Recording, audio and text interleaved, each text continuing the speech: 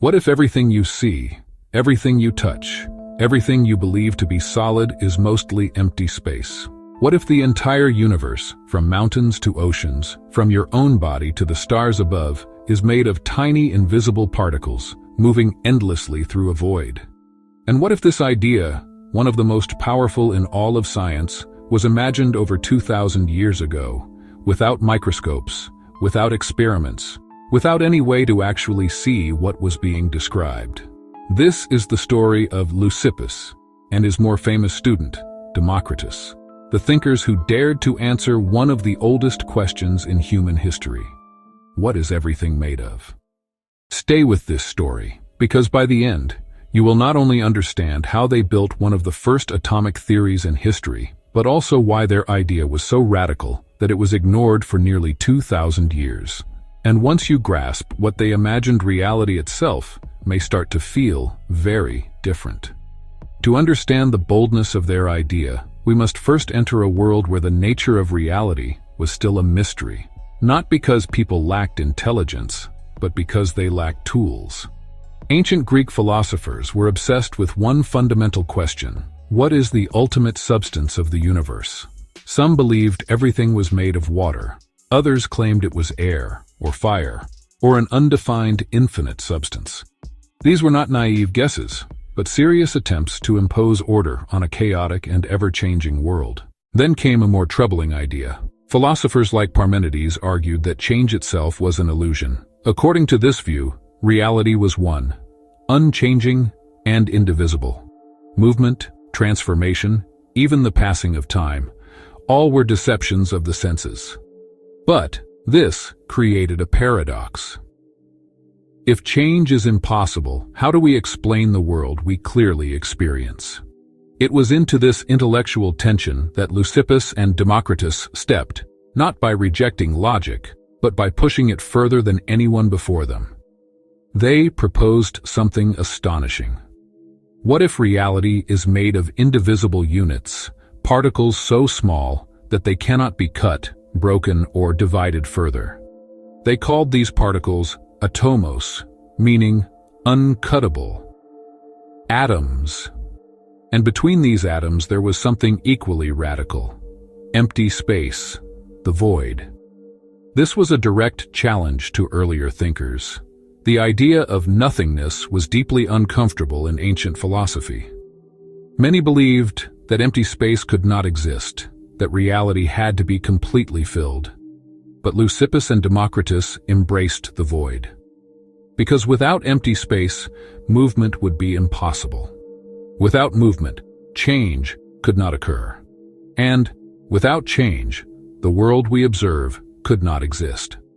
In a single conceptual leap, they solved the paradox. Reality is composed of solid, indivisible atoms moving through empty space. Change is not an illusion. It is the rearrangement of these atoms. This idea was as elegant as it was revolutionary. Everything, wood, water, flesh, stone, is made of the same fundamental building blocks. The differences we perceive arise not from different substances, but from different arrangements, shapes, and movements of atoms. Some atoms were smooth, others rough. Some hooked together, others slid apart. Some clustered densely, others spread loosely. From these combinations emerged the entire diversity of the visible world.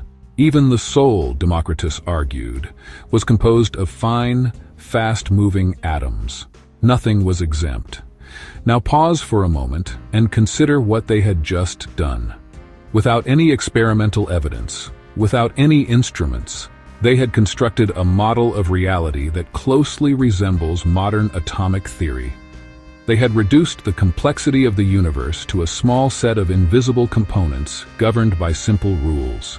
But here is where the story becomes even more intriguing.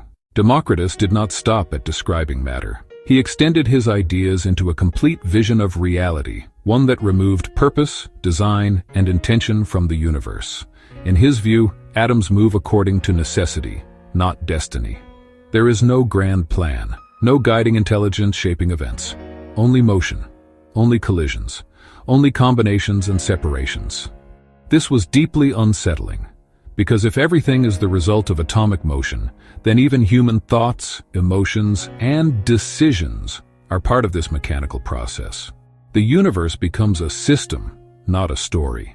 And yet, paradoxically, Democritus himself was known as the laughing philosopher.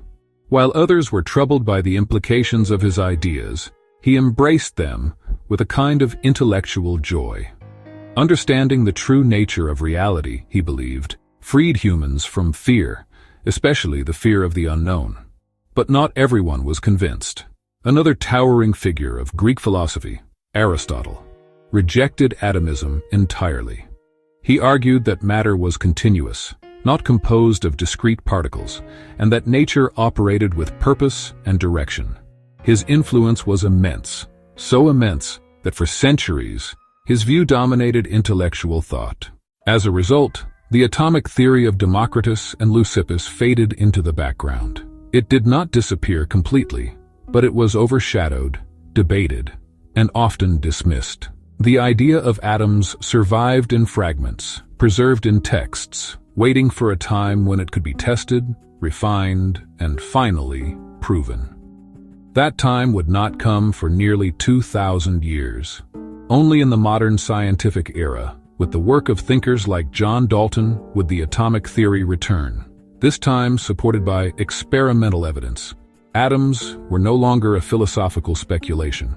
They became measurable, testable, real. And yet, when scientists began to uncover the structure of matter, they found something remarkable. Reality, at its deepest level, looked strikingly similar to what Democritus and Leucippus had imagined. Matter is composed of tiny particles. These particles move through mostly empty space. Their arrangements determine the properties of everything we see. Of course, modern physics has gone far beyond their original ideas. We now know that atoms themselves are divisible, made of subatomic particles, governed by complex forces and quantum mechanics.